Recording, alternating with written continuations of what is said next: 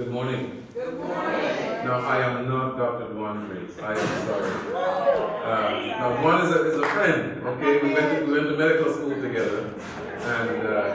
And yesterday I told him I now have to do my best Dwan Drake's impersonation. So I'm going to have to talk to you like this, because he's from Barbados. Anyway, no, it's a privilege and a pleasure to be here to fill in for Dwan, even though you can't really fill in for anybody else, and certainly not for somebody like Dwan. So if you'll bear with me, what I'll do is I'll try to give what I think he would have wanted you to hear. Is that all right? Yes. Okay. But I'm going to start off by completing what we started yesterday evening, looking at high blood pressure, and then quickly move from there into heart disease. As the devotional period this morning was just rousing, wasn't it? Okay. Now, some of what he talked about, we're going to talk a little bit about with regard to looking at heart disease, because he was talking about heart disease, in case you didn't realize. All right? So we're going to go for it. First of all, remember we talked about shalom. Shalom is all that is good, all that is wonderful, all that is harmonious, the way life was meant to be in total health. And that's what we wish for you. Shalom. All right? Now, yesterday, what we looked at was the breakdown of people with high blood pressure.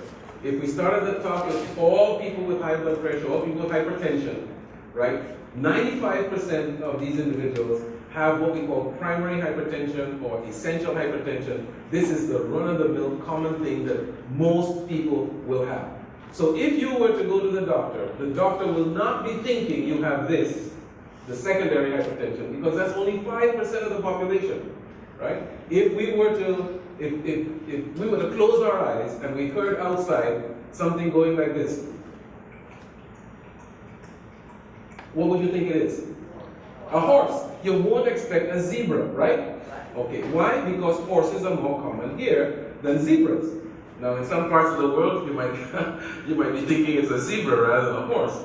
But here, we think it is going to be a horse, and this is what, if you go to the doctor, he or she is going to assume that you have the primary or essential hypertension, because this is the much more common thing. All right. Now, it's only when this is not well treated, and there's some factors that the doctor has been trained to look for, that he says, okay, no, this might be a secondary, in which case he will go over here, and he will look for the things that are pertinent there. And the treatment for your high blood pressure under those circumstances will be to treat the underlying cause. Okay? So you get to the root of the problem, you treat that cause, and the high blood pressure goes away, and everybody's happy. Right? Right. Now, it's not as easy as that, but hopefully that's how it goes. Now, when we get to this side, the primary hypertension, which is 95% of people who have high blood pressure, there is a lifestyle sensitive group and a lifestyle resistant group. Fortunately, thank God, right? This group, the lifestyle sensitive group, is 75 to 80% of individuals, and the resistant group is 20 to 25%.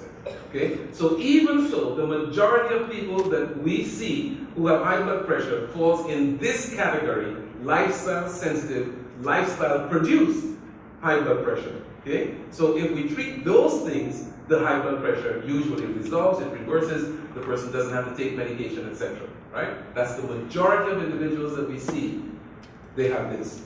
Okay? Now, if you don't change your lifestyle, then if you want your blood pressure to be controlled, you have to take something, and you have to do something. You understand what I'm saying? Yes. So for the people who say, well, yes, but it's no, the doctor gives them medication, and they have to take medication. All right? Now, here is the issue. If you have to take medication, don't get bent out of shape.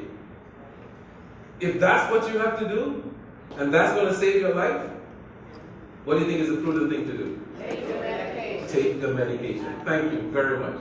Take the medication, if that's what you have to do. But now, you guys are here, means you want to make a change, so you're going to do everything within your power to make the changes, so that if you can not have to use medication and be a slave to those pills, you will do it, right? Okay, so if you haven't written that down as one of your goals, to optimize your lifestyle so that you don't have to take things that are unnecessary to take, then make it one of your goals today. All right. Now, with this in mind, there are some herbal therapies that people can use. Now, remember yesterday I said, one of the things that people ask me all the time, doctor, what can I take for my high blood pressure? What can I take? And I tell them, it's not about what you take, it's about how you live, okay?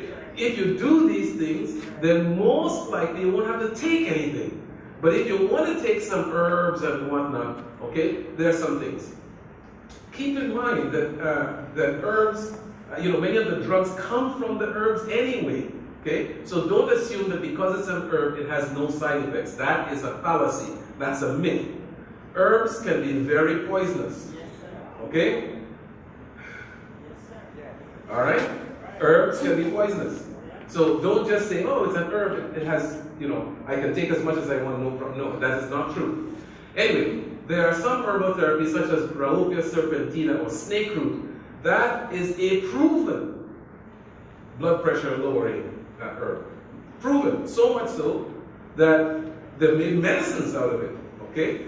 Maybe some of you may remember something called reserpine or serapis or serapil. Right? This was made from the herb. So snake root is helpful. Right? Stephania tetranda or tetrandine, Panax, ginseng, you know ginseng, right? Hawthorn, all of these have been proven to lower blood pressure. But now they each have different amounts of efficacy, how much you take, etc. This is not a class in herbology. You'll need to speak to a practitioner who is using those things, and that person will guide you, because you are different from the person who's sitting next to you. Okay? Alright. It's imperative that you inform your doctor. If your doctor doesn't know you're taking these things, you need to let your doctor know. Why? Because these things might interfere with some of the other things that the doctor might be giving you. Okay?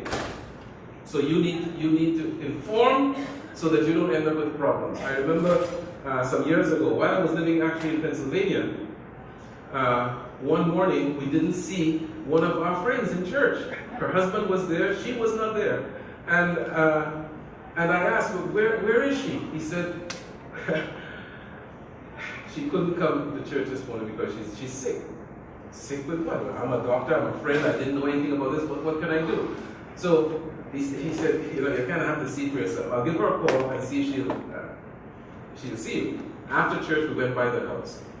As I walked into the front door, I knew exactly what was going on. I saw her and I knew exactly what was going on. She was swollen up like a puffer fish. I mean, she was edematous. I mean, and this was a slender lady, and she was puffed up, okay?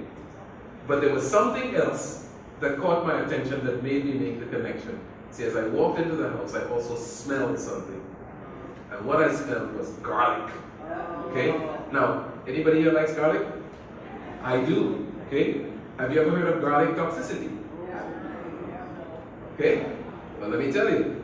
She was supposed to go on this garlic thing, and she was supposed to be having 6 pegs of garlic per day.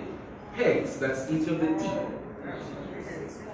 She ate 6 cloves of garlic per day, and she was doing that for a week. Okay? 6 cloves of garlic. And after about 5 days of doing this, she got all swollen up. She didn't think it was the garlic. She was wondering what's going on, right? And she was reading this book, and this book was telling her about you release your toxins, and so she was thinking she was releasing these toxins, right? But she was feeling not quite right. And the night before I saw her, she was going to go to the emergency room. I'm thankful that she didn't go to the emergency room. I'm very thankful she didn't go to the emergency room. Because if she went to the emergency room looking like that, they would have admitted her to the hospital, they'd have put her on steroids, they'd have done all kinds of things because they don't know anything about garlic toxicity. Right? and they would have charged her a good penny, right, for what was something that was actually quite benign. I told her, look, stop the, she says, I stopped the garlic. I said, good, stop the garlic. You know, by Monday, you'll be doing fine. And by Monday, she was back to normal, looking her normal self, and everything was fine. She had garlic intoxication. But you have to take a lot of garlic to get that, right? Are you following what I'm saying? Yeah. Okay, so it's imperative that, you know, if you're doing herbal things, you need to let your doctor know. And if the doctor is astute, the doctor will go and find out in the books and look at things, right? There's a whole PDR of herbal medicines that the doctor can look at and find out what interactions may happen between the herbs that you might be taking and the drugs or medicines and other things that he might be prescribed, he or she might be prescribed, okay? Some herbs such as licorice or ephedra, mahang, and yohimbine, the bark of a West African tree, should not be used by people with high blood pressure because they can increase the blood pressure, right? So there are some herbs that you don't want to use if you have high blood pressure because of what it will do, okay? There's some people with antipsychotic medications or antidepressant medications. If they were to take some herbs, they end up with exacerbations of their blood pressure, and their psychiatric situation can get worse. So just saying I'm going to use herbs, this is not just you know, an innocuous thing that's only going to help and can't hurt. The actuality is it can hurt. Thank God, most herbs don't usually cause a problem with most people under usual doses of use.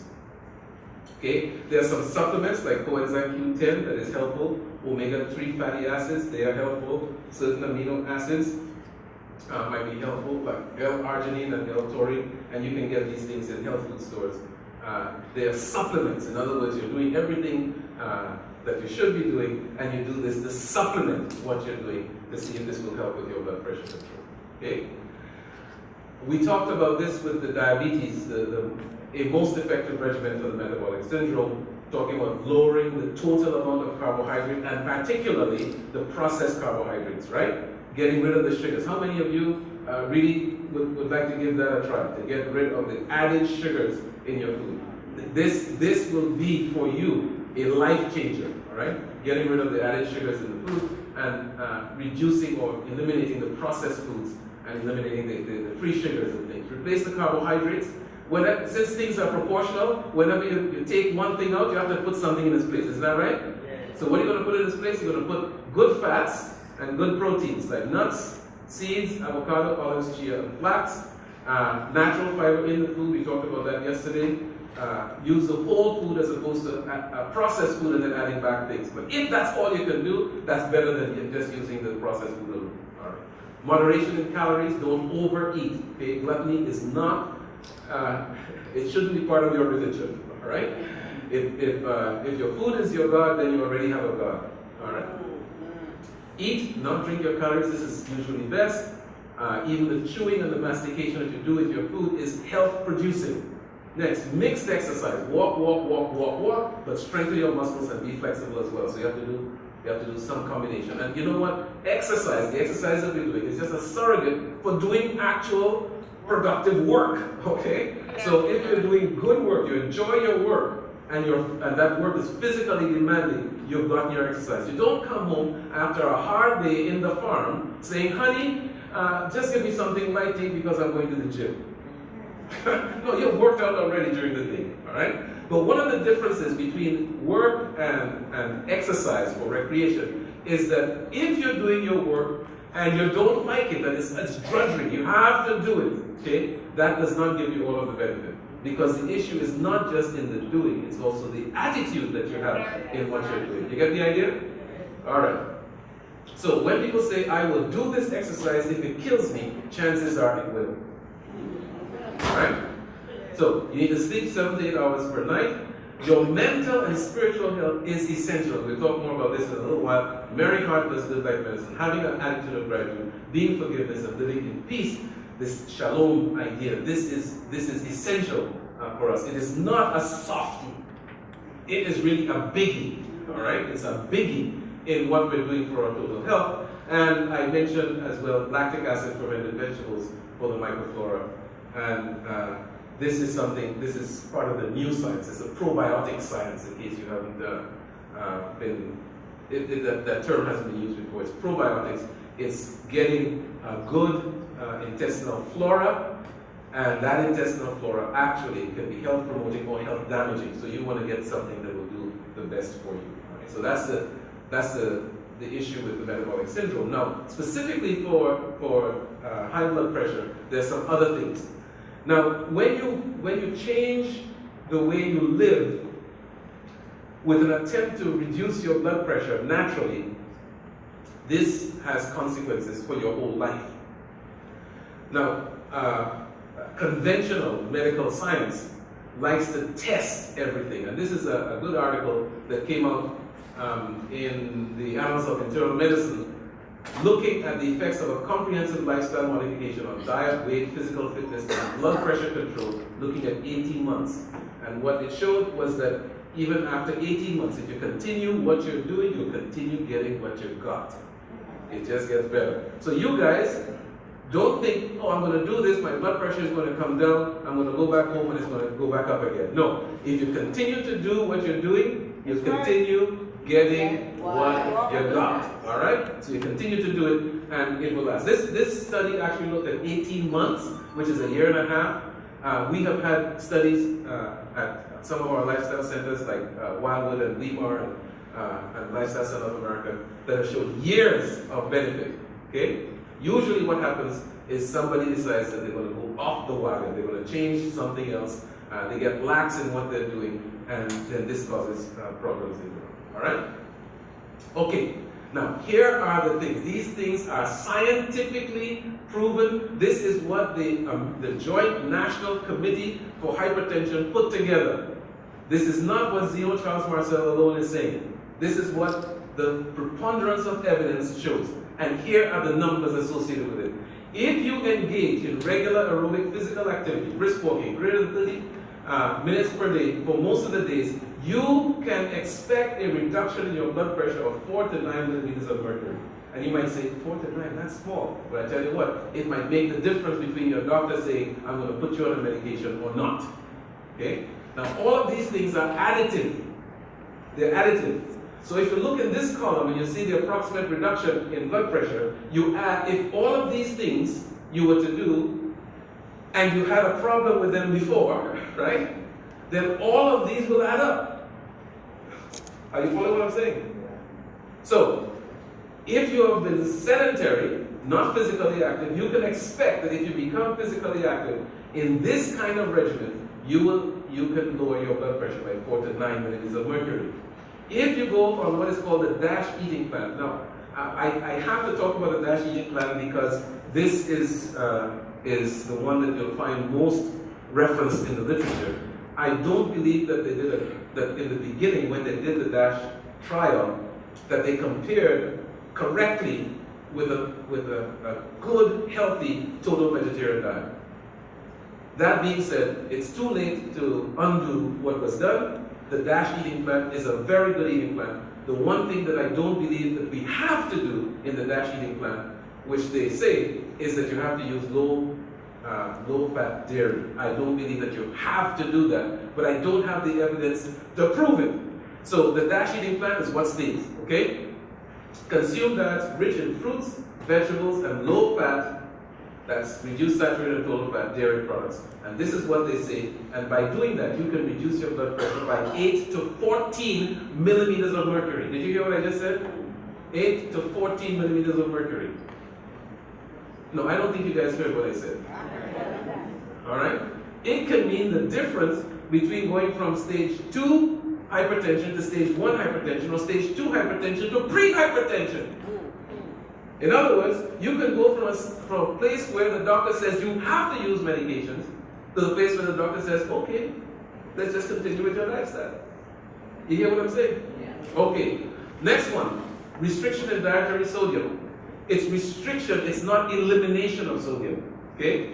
We need to have some salt, some sodium in the diet. We don't have to add all of that stuff that we do, but we need to have some salt in the diet. Typically between 2.4 to 6 grams of sodium chloride. And if we were to reduce to that level, since most people eat more than that, you can expect 2 to 8 millimeters of mercury reduction. So far, if we add this, this, and this, what we see is 8 plus 2 is 10, and 4 is 14. That's 14. 2, 14 plus 10 is 24, and 7, 31. Okay? So we can reduce our blood pressure by that amount by just doing 3 things. By being involved in a new way of living. Yes, ma'am? Okay, it's better to not add it at all. No, you didn't. I'm saying that. Uh-huh. You said we can add a little, but I'm saying small amount when we did. Uh-huh. I got. Okay, all right, let me deal with this. Okay, thank For most of the things that we do, we don't need to add any salt, whether before or after. Okay, let me just say that. For most of the things that we do. However, how many of you eat grits? Have you had grits without salt? How does that taste?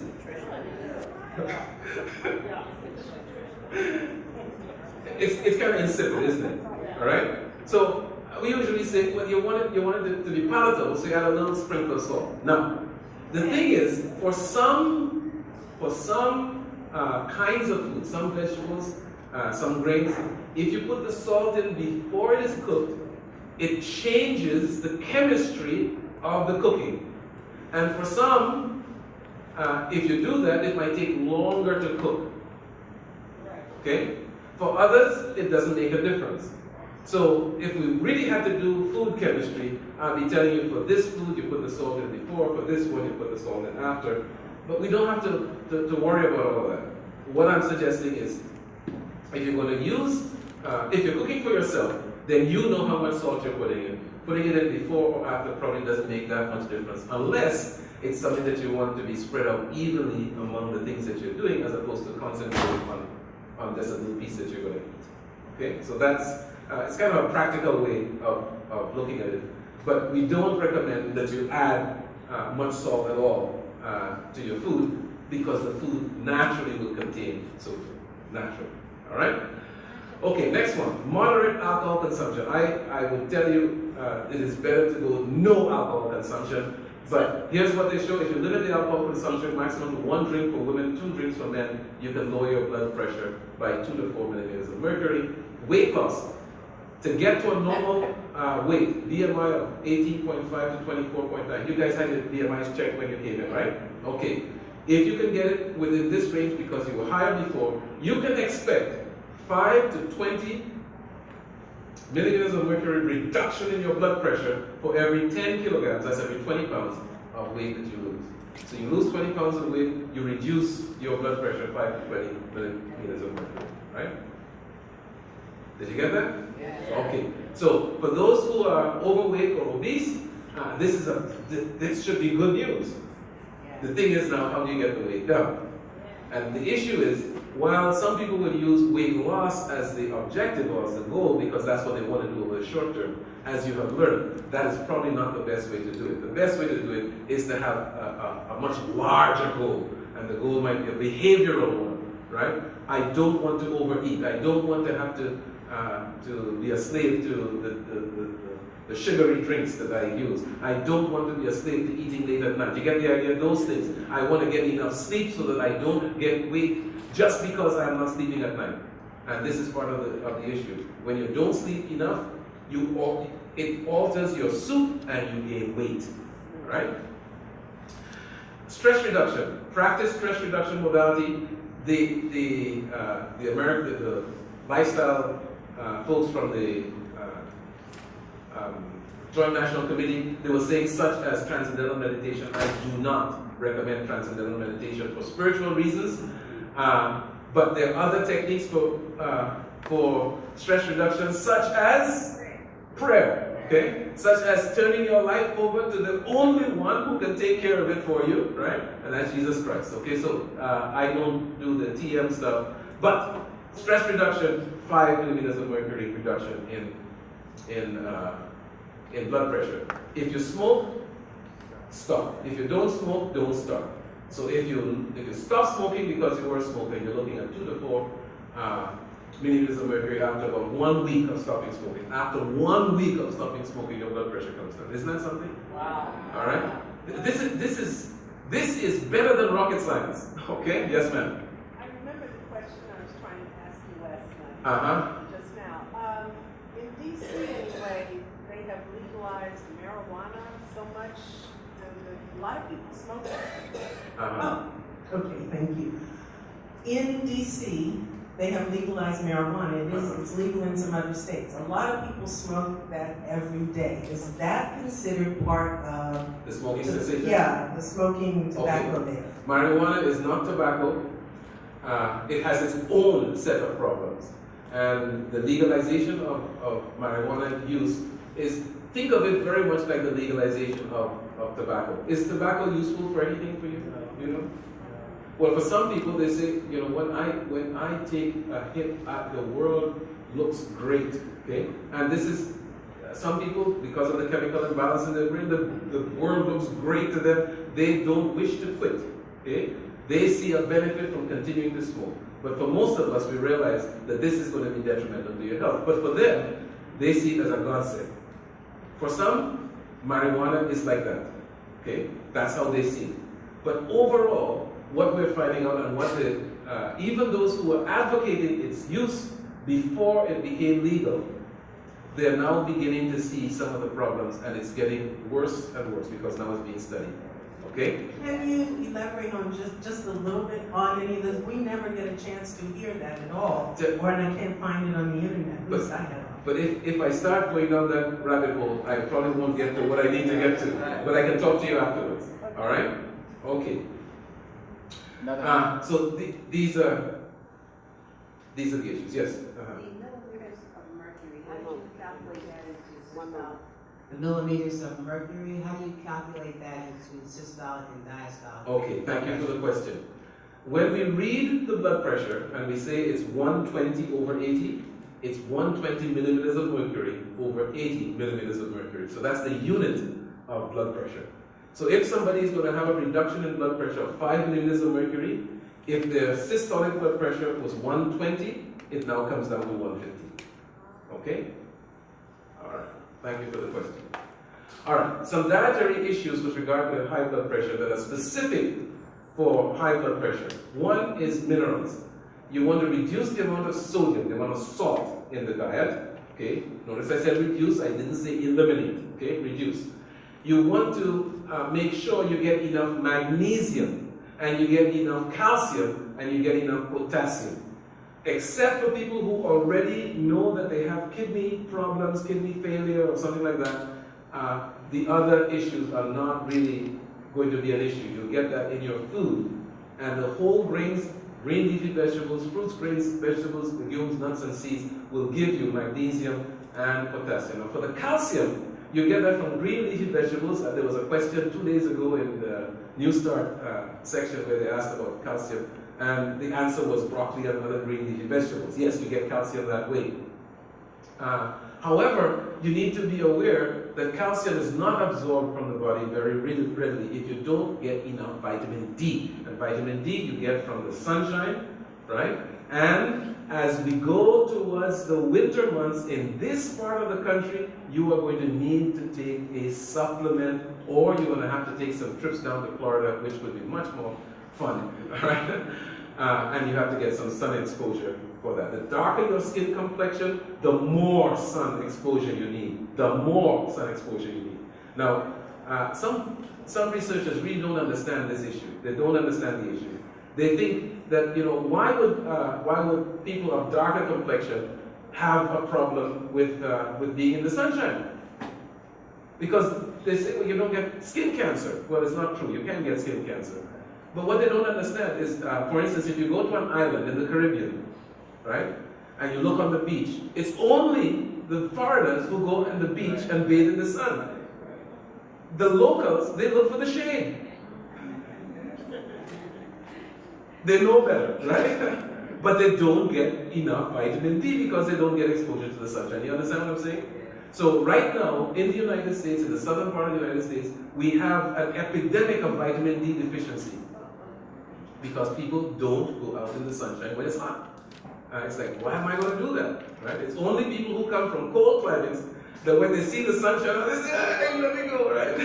Other people, they don't, they run from the sun, okay? So that's an issue with regard to vitamin D. If you can't get enough, and in some parts of the country, if you're north of a certain parallel, and you are north of it in Philadelphia, you will not get enough sunshine for making adequate amounts of vitamin D in the winter. You will not. Okay? Therefore, you need to look at a supplement. Vitamin D3 is the one that you should use, and you should look for getting higher blood levels, taking higher amounts during the winter months, and then reducing it back down during the summer months. Yes. So I grew up in the Netherlands. Uh-huh. And I learned that all the months with an R in it, you take vitamin D. Okay. Say that again. Uh-huh. You can say it better than I do. Okay. I grew up in the Netherlands without sun a lot. And we were taught that you take vitamin D in all the months with an R in it. September, October, November, December, April, and then you stop the summer months. I mean, that doesn't have anything. No, but that's good. That's good advice. Okay. So you take vitamin D supplements once the sun actually is once it starts getting cool, and that means around Labor Day here in this part of the country, right? Around Labor Day. Actually, sometimes it's exactly on Labor Day. Labor Day is all nice and sunny and wonderful. The next day you start saying, well, the fall is starting already here. Okay, so, all right. And then you do that until the springtime. Once the flowers start coming out, the birds start singing, then you say, okay, now I can cut back and I can now be in the sunshine, all right? And you'll get some benefit from that. Okay, next, the fats. Saturated fats, you want to reduce that. Monounsaturated fats, you want to increase that. Omega-3s, you want to increase that because most people don't take enough, okay, or don't get enough. The monounsaturated fats you get primarily, look at avocados, look at nuts, and look at some of the specific kinds of walnuts, like black walnuts, etc. And also omega-3s you get in flax, and you guys are accustomed to using flax and chia and things like that, okay? Alcohol, get rid of it. Carbs, there's a link between the carbs that you eat with the minerals and the fats that you get, so you want to eat the carbs that have the minerals and the proper fats, okay? So the nuts, the seeds, whole grains, they will give that to you. The proteins, you want to use plant-based proteins by preference. For cholesterol, you don't need to eat any of it. You don't need to eat any of it, and cholesterol is only found in animal products. It's only found in animal products, okay? Calories, you want to try, for instance, intermittent fasting, which means overnight. Okay, you have your last meal around 5 o'clock, 4 or 5 o'clock in the evening, and then you don't eat anything, any caloric thing until the next day. If you have to have something, then have something that's light, like a fruit or something like that. That will tide you over to the morning. Yes, ma'am. With the omega-3s. With the omega-3s. Yes, is it necessary to have them in combination with omega-6? No, it's not necessary. They come already, God put it together already prepackaged, but typically, if you just use vegetable oils are high in omega-6, very low in omega-3s. If you use some of these special things like if you use flax or chia, it's high in omega-3s and lower in omega-6 and omega-9s. Yes? I've been reading a lot about coconut oil and that being saturated fat but good for you. Can you speak about that? Yes, Is that true? Yes, I'll just make one mention. All saturated fats are not equal. The way we look at saturated fats is we look at the length of the chain, right? So long chain saturated fats, that's the really bad ones. The medium and short chain saturated fats are not. And coconut is very high in medium and short chain. Actually, more in medium, but medium and short chain fats, what we find in coconut oil. Now, I need to mention one other thing here. Not all coconut oil is the same, all right? For those of you who come from countries where coconuts grow freely, you probably learn the fast way of making coconut oil, which is actually the bad way of making coconut oil. That is, you take the coconut, you grate it, you put it in a hot pot, and you let it stay there, right, for a while, and then the oil comes out of it, and it's sweet oil, right? And then there's some dregs that remain. I know it very well. It's very tasty, okay? This is really not the way to make coconut oil, right? That coconut oil actually is not the best for your health. The one that is best for your health is when you take the coconut, you grate it, you squeeze it, and you let it sit. You put it in the refrigerator, let it sit. 24, 48 hours, what happens is it separates out. The oil goes to the top, okay? And the water and the white matter goes to the bottom. You pour off the oil. That is extra virgin coconut oil. That is the one, okay? That is not, it's not damaged by the heat or anything like that. So if you're going to buy coconut oil, it's going to be more expensive to get that one, but that's the better one. What is the other one good for? The other one is good for the occasional putting for flavoring in your food. It's good for your skin. Okay, it has antifungal and antibacterial activity, so you can use it for those things, but it's really not the best one to have internally.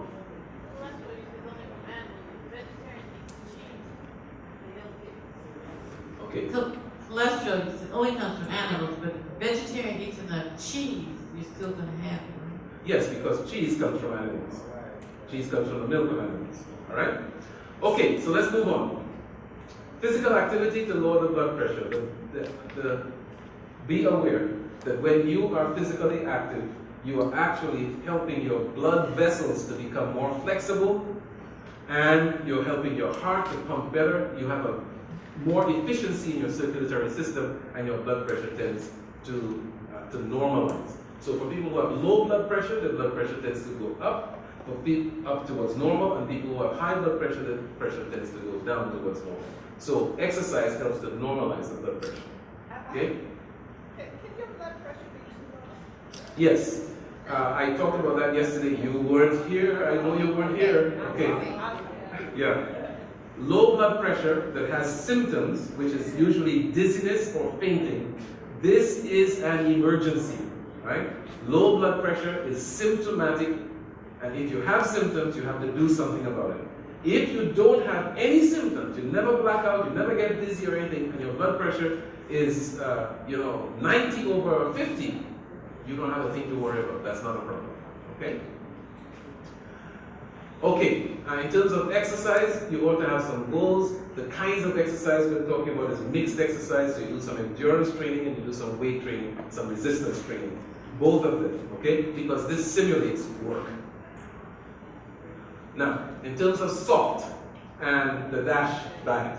The DASH diet has all of these, this is what they looked at. I want to point out a couple of things in particular. The amount of fiber. You need to have food that has sufficient fiber, and the fiber should be part of the food, okay? That's the best way to get it. It's part of the food. If you're eating fresh fruits, vegetables, and some nuts and so on, you'll get some magnesium, you'll get the potassium and magnesium as part of it. If you're eating green leafy vegetables, you'll get the calcium. Otherwise, you might have the supplement. And what the DASH people recommend is that you use low-fat dairy products, okay? Now, I don't advocate the use of low-fat dairy products. I'm just showing you what the DASH diet contains, okay? Next is protein. They're looking at about 20% of the calories coming from protein, and the proteins that we recommend would be plant-based proteins as the primary source of protein for us. And the total fat, we're looking at about 25 to 30% of the total calories coming from fat, and the rest coming from good quality, non-processed carbohydrate, non-refined carbohydrate. Yes. If one is making coconut oil, when it's ground and before setting it, do you add any liquid to it, any kind of liquid? No. To separate it? Just let it separate. It'll have to automatically? Yes. Now, there are ways to speed that up, and they have coconut oil makers and things like that. What it is they have it spin around, and it causes them to set it in faster, all right? But that's how we do it. If you're buying, buy extra virgin, okay? Yes. Okay, now what's in this salt shaker? What's in there? Vegetables and stuff. Okay, well, I found this on the internet and I thought, that should stimulate people's thinking, okay? The thing is, in the salt shaker, if you use herbs and spices correctly, right, you can get a whole You can flavor the food without necessarily having to add a lot of salt or without having to add salt at all. And so I got a few formulas and put them up here for you. This is not for you to copy down. It's just to show you. And you can get on the internet and you will find all kinds of things that will be able to help you to substitute for salt without necessarily having to go and buy a commercial product. If you want to buy a commercial product, they also have those, okay? That you go and you purchase. They have salt substitutes and they have different herbs and spices and so on with them. But you can have, by varying the herbs that are in the mixture, you can get different kinds of tastes. And with different kinds of food, you will get a different flavor, all right? So, I mean, this in and of itself is a culinary master class, and maybe that's something that you could do with them sometime, Juanita. Okay, consider this. Cook at home if possible. Indulge in potassium-rich foods like beets in the salad, coconut water in the smoothies, bok choy in the stir fries, right? Ensure that you get adequate magnesium, Brazilian nuts, raw pumpkin seeds, over oatmeal, avocados in the salad dressing. All of these things help, right? And they're all natural things, beautiful, right? Pause before meals, take a deep breath, and ruminate. Think about what you're doing, and develop an attitude of gratitude for the food that we have. You know, sometimes now it is my practice to pray before I eat. How many of you do that as a regular thing? Okay. And you know what I do is I thank God for my food, right? But you know, sometimes I have realized that the issue, while I must be thankful for my food, there's something else that I also have to do. I have to do. I don't know if you have to do it, but I'm going to recommend it to you too. Sometimes the food has my name on it, and I want to eat all of it. And I really shouldn't eat all of it. Does that happen to any of you? So my prayer is not just, Lord, thank you for this food, but Lord, save me from this food. Okay? Help me to be temperate so I can push away when I've had enough. And we're going to talk about the 80% rule in a few seconds. Okay? So shalom for hypertension with or without medications. Here's the thing. We need to look at having shalom physically, mentally, emotionally, relationally or socially, and also spiritually. And here are some issues that might be involved. I say D&E plus sleep and rest. D&E is diet and exercise. Okay? And the alternative for D&E is DIE. Which one do you prefer? D&E or DIE? Okay, all right. Now there's some people who prefer to die rather than to give up something that they want to eat. I've had patients who told me. One guy in particular, I talk about him all the time. He said, "Doctor, I am not giving up my tuna fish sandwiches. Don't tell me to give up my tuna fish sandwiches." Within 3 weeks, he gave up his tuna fish sandwiches himself. I didn't have to tell him, all right?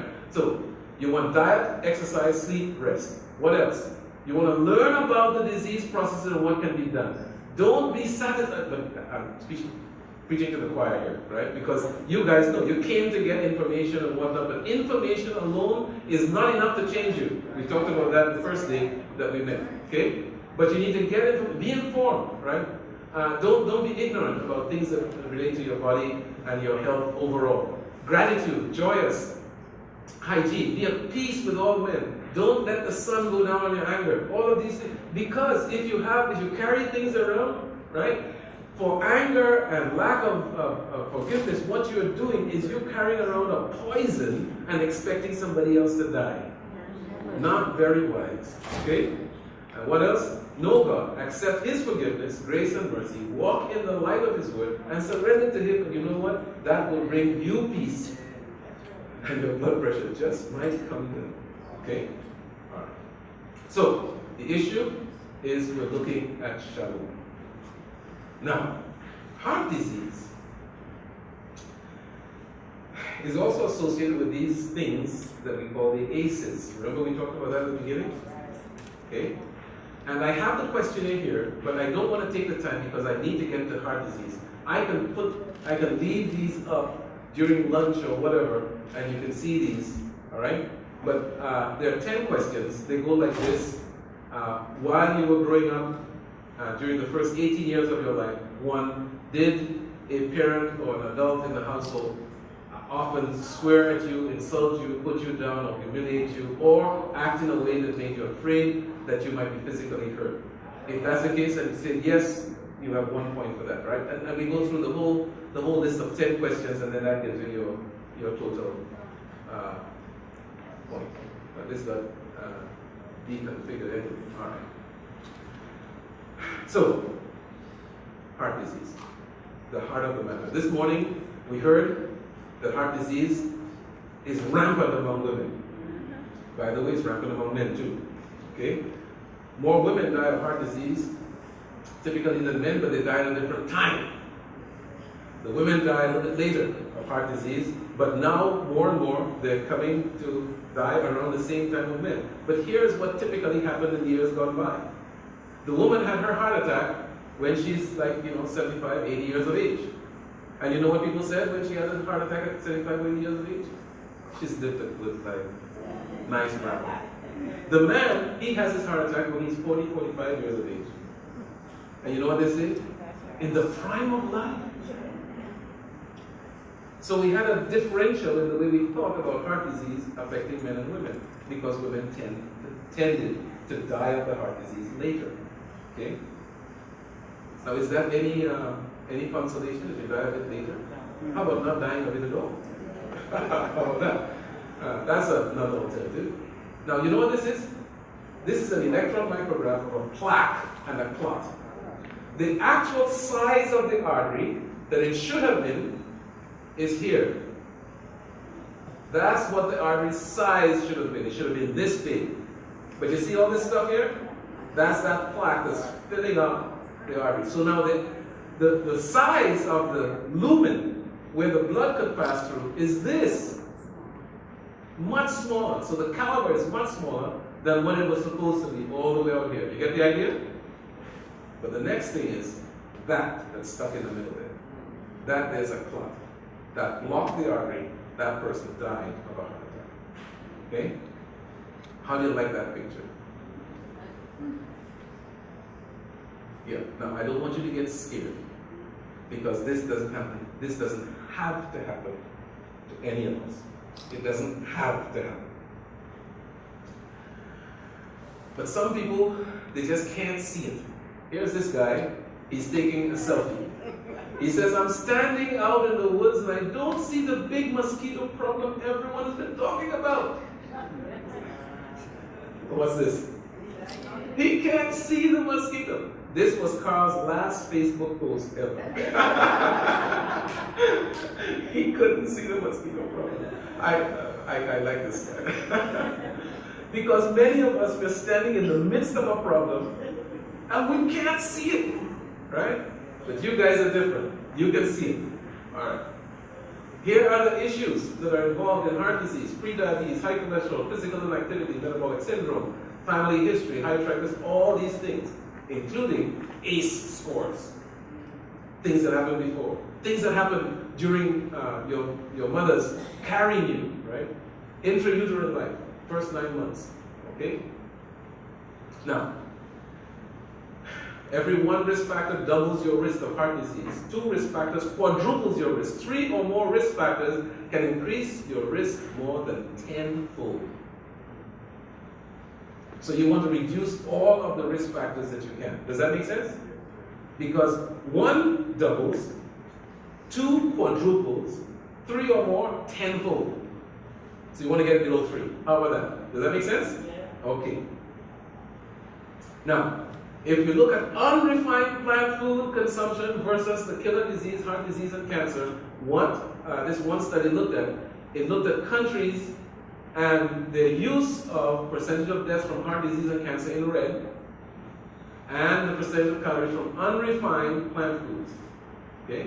So the more unrefined plant foods, the lower the risk of dying from heart disease and cancer. Are you seeing that? Inverse relationship. So, unrefined plant foods is better for your heart health than eating anything else. How's that sound? Okay. All right, let's move on. How about that? All right. You know, part of the issue is that heart disease does not start on your plate. Heart disease starts in your head. Okay? Heart disease starts in your head. Now, some of you may look at this and say, oh, no, I'm not going to have that. And some of you are looking at it and saying, man, that looks good. That looks good. Now, I'm not putting that up there to tempt anybody. But here's the point. For someone looking at this, if you grew up and this was your food, and this especially was your comfort food, that when the going gets tough, you get one of these, it's kind of hard to shake it. Because you see it with different eyes. Are you following what I'm saying? But now, I'm going to show you a picture, and don't get grossed out. This is a picture, it's a delicacy in China. How many of you are saying, oh, great, I can't wait to get some of that? So you can't even look at it, right? Somebody back there saying, yum, yum. Yum, yum. Okay? To us, we might say this is not food. Are you hearing what I'm saying? Now what will have to happen with us is that we need to be transformed by the renewing of our minds, so that when we look at the bad hamburger, we're seeing this. Are you following what I'm saying? We have to be able to see and say, no, this. There was a cartoon I saw. This guy was saying, as he looked at his plate, he could hear the blood vessels clamping down in his heart. No, I'm not going to eat that anymore, right? This is not good for me. Okay? All right. Now, there we are, the heart as the king, and there are the French fries, the pizza, the hamburgers, the hot dogs. What do you think about that, huh? So we have to reframe how we see things. And part of this makeover that you're going through right now is a reframing. And I'm sure if Dr. Dwan Drakes was here, he would tell you that it's time that we start looking at these things for what they really are. They're not yummy yummy. You know how in English we call these things? We say they are goodies. The language even betrays us. The language, we call these goodies. Now I don't know how you say it in Dutch, but we call this kind of stuff goodies. We should actually be calling them baddies. Yeah. Repulsive, right? And a word is even stronger than that. It should be repugnant to us. We should see it and say, no, no, no. How can you eat that? We should see the same image like that. Yeah. That's what we should be seeing. Okay. That being said, there was a trial done by Dr. Dean Ornish, published by Dr. Dean Ornish in 1991. It was called the Lifestyle Heart Trial. And his question was, can lifestyle changes reverse coronary heart disease using this particular method? He used a prospective randomized control trial, but the people who were involved were all people who the doctors and the surgeons and all the cardiologists who they had seen at that time said, there is nothing more we can do for you. Nothing more. So when somebody has nothing more that can be done for them, if you put them on a strict diet and exercise program and whatnot, ethically, since nothing could be done for them, you can't hurt them this way, right? Because they're already that bad. And that's how he got his study to be approved. Because there was nothing more that could be done for these people. You got the idea? So let's see what happened to them. There were 28 patients assigned to an experimental group as a low-fat vegetarian diet, smoking cessation, stress management training, and moderate exercise with no medications, versus 20 to the usual care group, which was described. The physician who saw those patients did what they do. Keep your medication, increase this, decrease that, give the usual kinds of advice. Okay, now what happened to these two groups?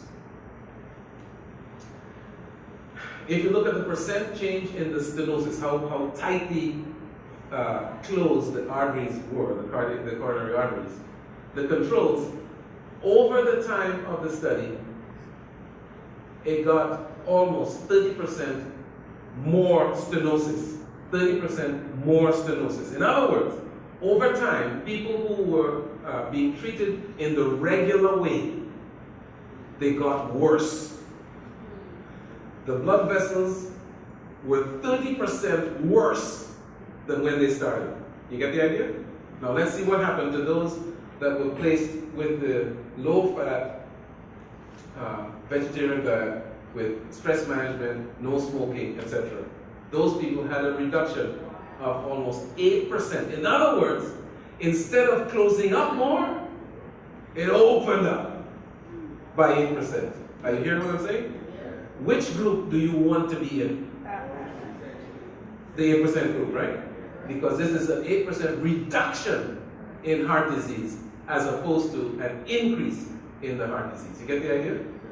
Now these people, remember, the doctor said there was nothing that could be done for them. Were the doctors telling the truth? No. No. Did they know they were not telling the truth? No. Don't hold them accountable for something that they didn't. Right? Alright. This is looking at usual plus statin medication and intensive, no medication. And you're looking at the percent change in stenosis. Those who were unusual with no meds got worse, 46.7%. Those using a statin, now the statins, these are the drugs that people tell you for the cholesterol and whatnot. They say these are the best thing, the next best thing to sliced bread, right? But look at what happened to those who were intensive treatment, no medications, reduction by 8% in stenosis. Are you hearing what I'm saying? So even when somebody says, I'm taking the drugs, they still get worse over time. I don't think you guys heard what I said. I don't hear anybody saying hallelujah. Right? But those guys get worse over time compared to those who go on an intensive lifestyle change. Right? The makeover that you guys are engaged in right now. Okay? Now, here's the thing. Those who were most adherent to the program got the better effect.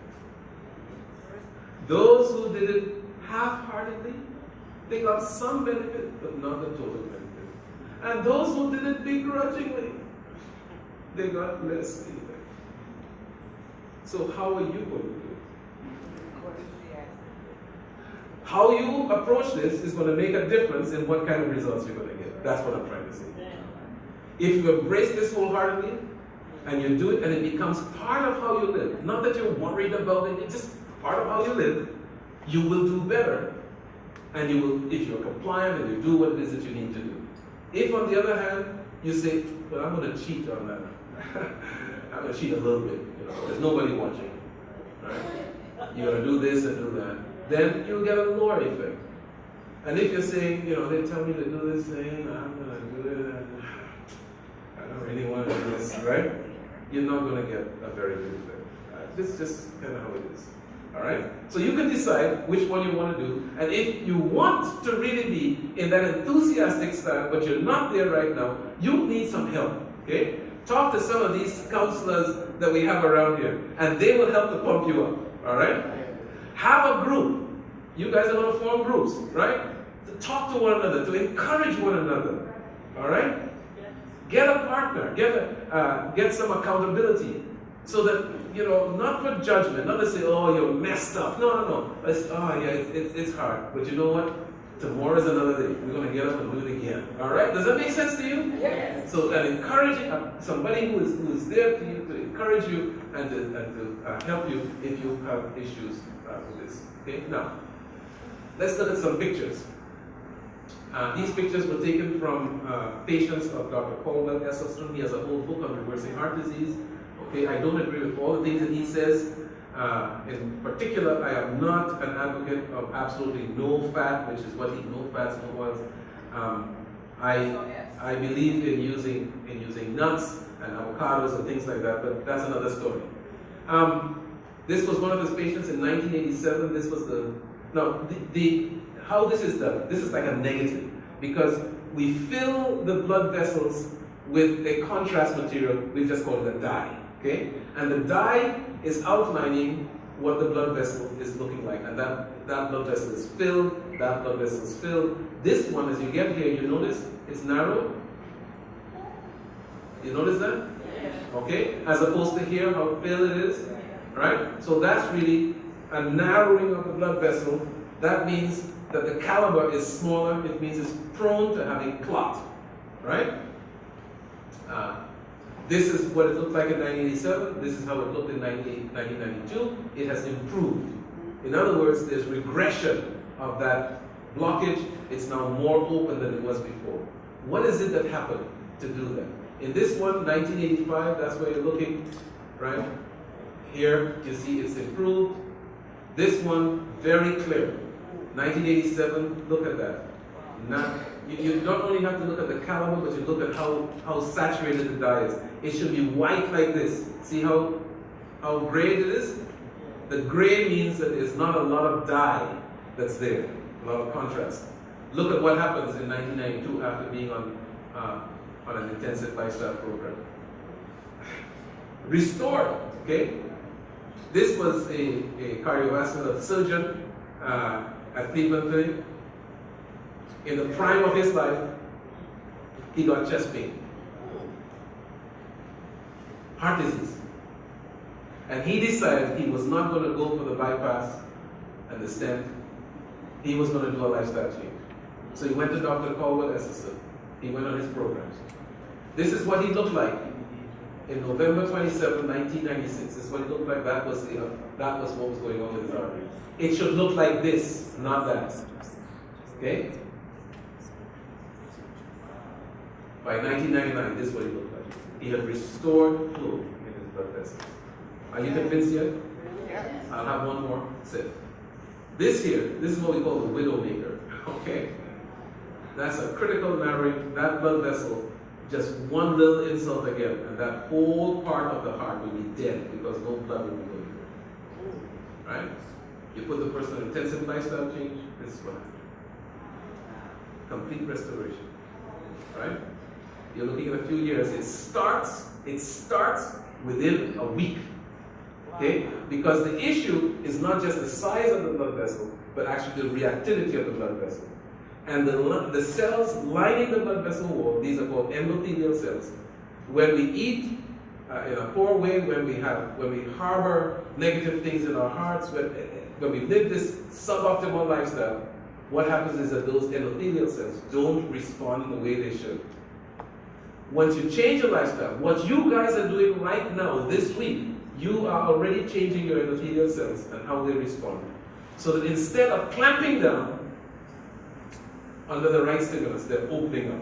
You get the idea? So the issue is, you don't have to wait for 3 or 4 years to see this change, because the change starts within a week of your making a change in your lifestyle. All right? Okay. Now, what can be done? Here are the realities. What can be done? We can re-establish blood flow. The blood flow was diminished before, we re-establish the blood flow. We have better blood flow. We can improve the function of the endothelium, which I was just saying. The cells lining the blood vessel walls, we can improve their function. We can improve the function of the muscle of the heart. And we can facilitate the regression of the plaque. Okay? This is what we can do if we have an intensive lifestyle change and we persist in living a heart-healthy way, what I call a hardy lifestyle. All right? What we can't do, we cannot revive dead muscle. If you've had a heart attack and part of that heart has been damaged and died because of the heart attack, we're not in the resurrection business of heart muscle. The dead heart muscle becomes a scar and it remains that way. Okay? What we can't do, we can't eliminate the fibrous plaque. Some of the fibrous tissue is there and it's going to be there until you die. We're going to see it on our lungs. Right?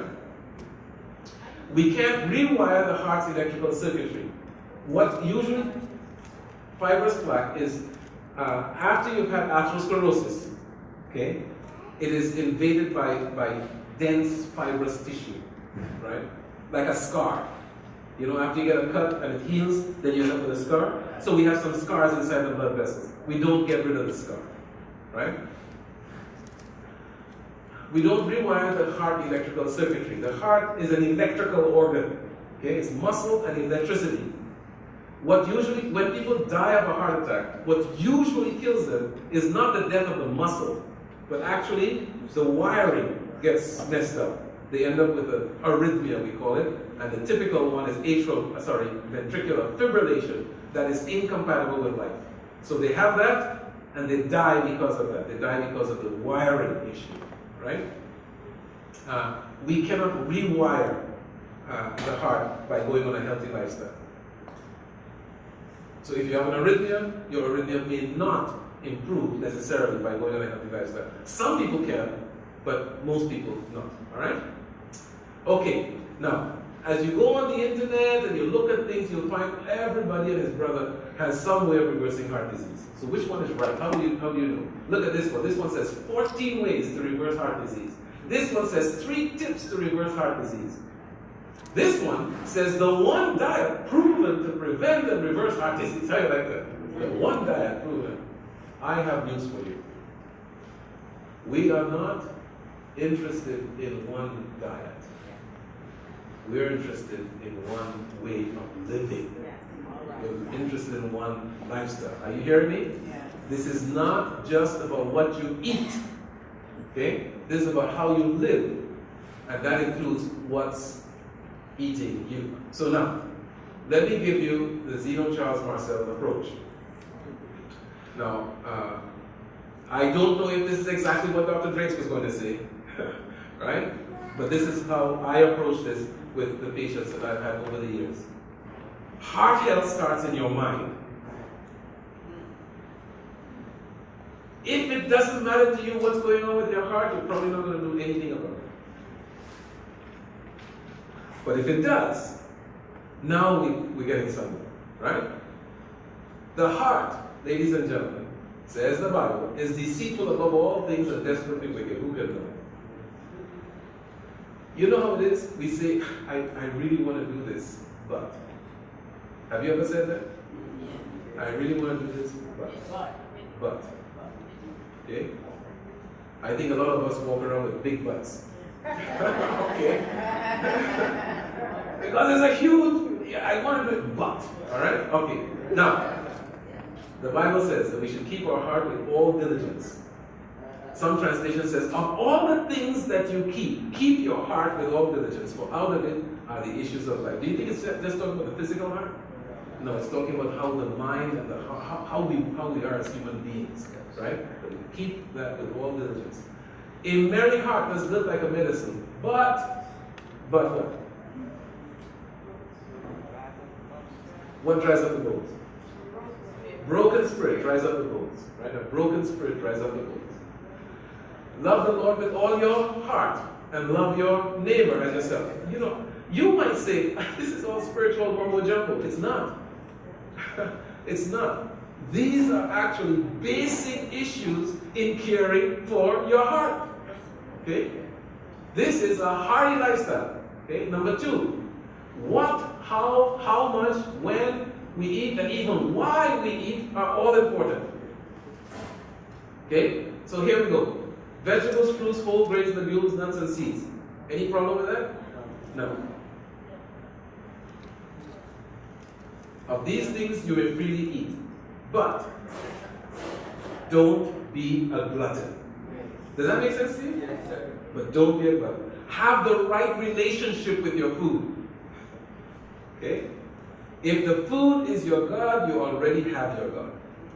If your belly is your God, you already have your God. If God is your God, now these things can't be your God. Alright? With joy and thanksgiving, stress-free. When you're eating, this is not time to have contention. Right? The eating hurriedly on the run. That's not how it's intended to be. Right? Carve some time out. You know, the law in the United States says that no employee should be prohibited from having a period of time set aside for them to have breaks every 4 hours and a period of lunch, okay? And it's half an hour or more, okay? This is what the law says. Now, I know, things are busy on the job, right? And you know, sometimes the other people, if you take time to eat, they're going to get upset with you. You have to do all these, gymnastics to be able to get some time. But I tell you what, if you want to do something that's heart healthy, don't create contention, but find a time where when you're eating, you're going to eat in peace. Okay? With joy, with thanksgiving, stress-free. If you have family around, friends around, okay? This, nutrition is not just eating.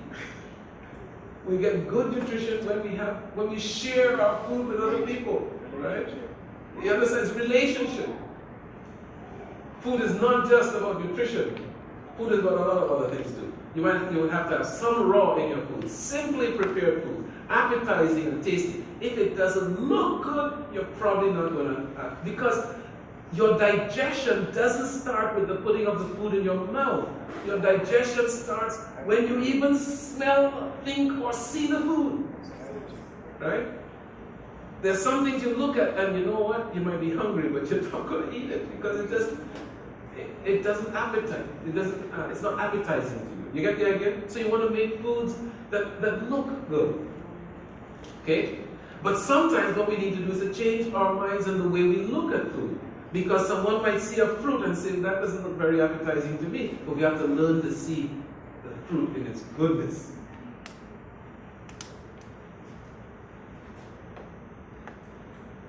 Then, when we go to the supermarket and we walk down the aisles with all of the fruits and vegetables,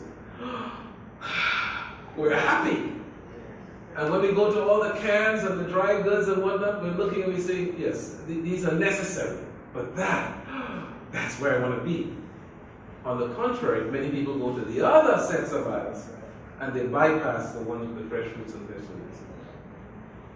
Okay. Breakfast. A good hearty breakfast. Dinner. Now what I was supposed to do was supper was supposed to be in very small letters. Yes. Right? Like a pauper. Regularity in eating. Predictability. There was a study that just came out recently, within the last month or so, and the headline of the news report of that article says, does it mean that when we eat is as important as what we eat?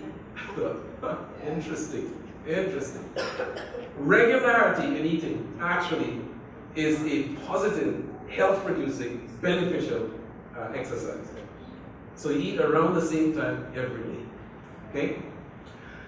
Now how about this one? Eat to 80% full. The Okinawans, they call this the Hara Hachi Bu. Right? They grow up with this idea, eating only to 80%. And the rest, they fill up just by sitting down and enjoying each other's company and having conversation. You will find the same thing happens with you, because this is not something only happens in Okinawans. It happens with all of us. Okay? Next, physical exercise. We've talked a lot about physical exercise. We know physical exercise is essential for good heart health, because it strengthens the muscles, it facilitates better circulation, and you know what? More people rust out than wear out. So don't worry, you can exercise, right? But now, don't do things in an ignorant or foolish manner. If you have to come up Heartbreak Hill, and you have never walked up Heartbreak Hill before, walk slowly. Make sense? Don't try to run up. You can't fool your body, right? You know, I was involved in a wellness class at university level. And for medical students, we had the whole semester where we'll be doing fitness and whatnot, teaching medical students about this, okay? And there are some guys, you know, their orientation from before coming to medical school was you know, I'm good. I'm an intellectual, right? I'm gonna get this. So they learn all the theory, and they don't practice. Okay. So now, towards the end of the semester, we evaluate people's fitness. And they expect that in the last week, just as they do with exams, cramming for exams, they can cram physical fitness. Is it possible? No. You can't do that any more than cramming gardening.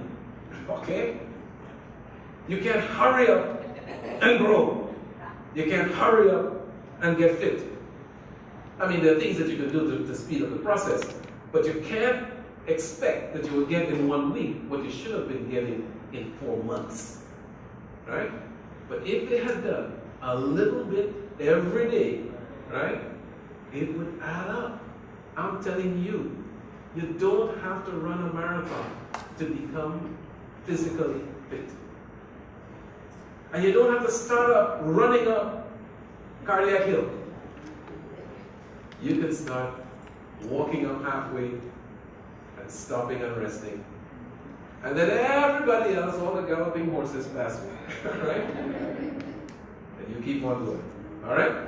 Later. Okay, good. Rest. Physical exercise, yes, but you must have rest. You must have physical rest, emotional rest. The talk this morning was just right on. When you are in a bad relationship, a bad marriage, a bad work situation, etc., you don't get any emotional rest. And if all of these things are bad, you move from one bad to another bad to another bad. When are you going to get rest? Right? We need emotional rest. And we need spiritual rest. We need to be able to relax and rest in what God has done for us, what He is doing for us, and what He promises to do for us. Right? And this, by the way, has a very big technical, theological name. It's called faith. To trust Him with His word, to do what He says He will do. Okay? Next, recreation. Notice I didn't say recreation because that might be spelled with a W or recreation, right? Recreation in all dimensions, mind, body, and spirit. So we do things that will help us to be more vibrant, more productive, both physically, emotionally, physically, emotionally, spiritually, mind, body, spirit. Okay? And forgive to live. Forgive to live. It's not just what you eat or what I eat, but also what's eating you and what's eating me. Okay? Not just what you eat. Now there's a study. I'm going to be probably about 2 minutes over time, but here's the point. Some years ago, Doctors Rosenman and Friedman came out with a landmark study talking about the type A personality. Anybody heard about type A personality? Right. What they showed was that people with type A personalities had an increased risk of dying of heart attacks. Now this was bad news.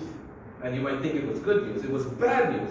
Because the people who get things done in this world, guess what kind of personalities they have? Type A. So if all the type A people are going to be dying of heart attacks, we're going to be in trouble. We're not going to go anywhere, right? Fortunately, their research, as good as it was inaccurate. Okay? Type A personality is really not associated. It's not the thing that's associated with increased risk of heart disease, but something else that also accompanies type A personality.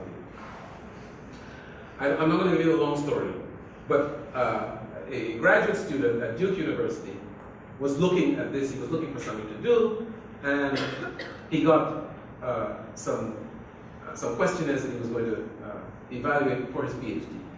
He looked at the questionnaires and he was blown away by the results. Because as he analyzed them, he found that there was something else, not type A personality, that was predictive of heart disease and dying of heart disease. And that was a subset of the Minnesota multiphasic personality inventory test called the hostility index. He found that people who had a high score on the hostility index, they were the ones who would die. And by the way, there was a correlation between type A personality and a hostile life. Okay? But now, what are the components of hostility? There were several components, but there were 3 that made the top. And I want to invite you to think about these 3. The first one is anger. That's easy to understand. Anybody ever get angry? Yeah. What happens when you get angry? How do you feel? Can't control it, out of control, right? Do you feel like a tightness in your body and everything? Right? Okay, good. That's anger. Do you think that that's a healthy emotion? No. She said sometimes. You know, there's some people who use anger as courage. Can I unpack that for you? This person is getting on my nerves, but I don't have the guts to tell them, look, can we, right? I don't have the guts. But one day, she does something that gets me angry. And when I get angry, I explode. And I say, you never do blah, blah, blah, blah, blah, blah, blah. And she goes, okay, I didn't realize, right? And now I say, you know, please forgive me because you know I was angry, right? Do you guys know people who act like that? Yeah. Listen, you must understand I was angry. Because people assume that if somebody says something when they're angry, it's okay, you can excuse them because they were angry. So some people use anger as courage because they don't know other means of being able to cope, right? To address the issues. But anger is not a positive emotion. It's not a positive emotion.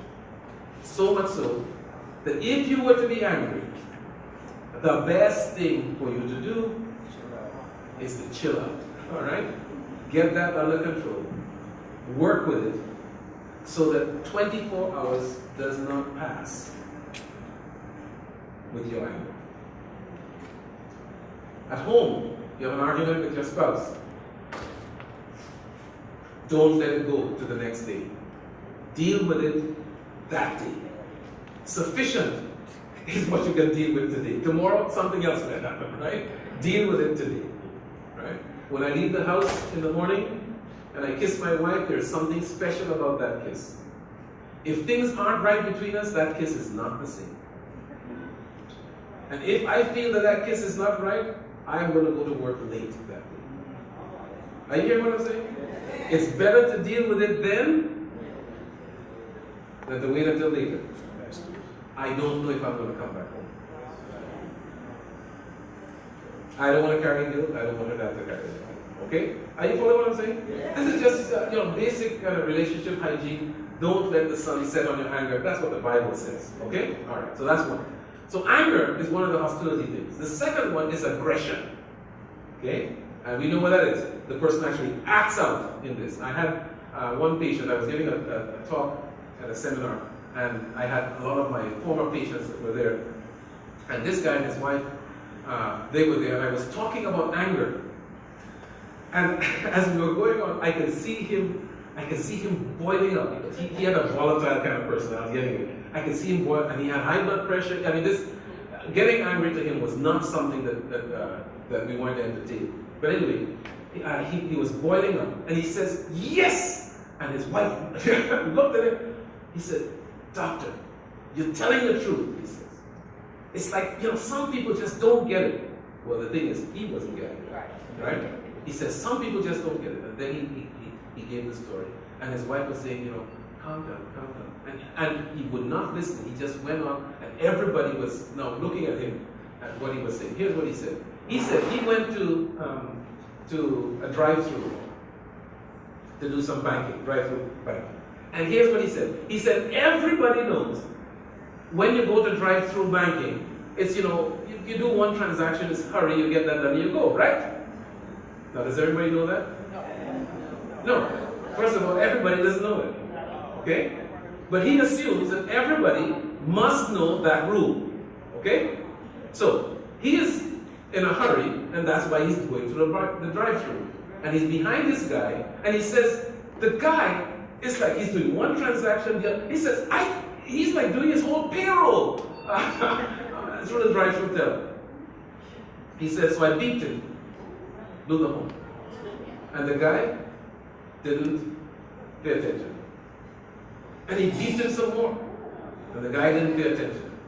And by this time his wife is saying, honey. he's going on. He says, so you know what I did? He said, I eased up on it. And then he pushed the guy's car out of the way. Ladies and gentlemen, that is aggression. Okay? That will kill him. Get him killed. Right. The third issue is a lot more subtle, and I'm going to end with this one. Do you know, some of you may have honeydew projects at home. You tell your spouse, can you fix this for me? And he says, yes, I'll do it this weekend. But this weekend, there's something that happens. Legitimate. Ball game, whatever it is, whatever. He doesn't do it. All right, okay. Legitimate. The next week, same thing. Third week, same thing, right? And you're getting frustrated, and he's saying, don't worry, I'll take care of it. Okay? And then one day he says, look, sweetheart, I'm going to get it done. You just don't worry about it. And you say, right. I will believe it when I see it. You guys heard that? Do you know what that's called? Cynical disbelief. That will not kill him. It will kill you.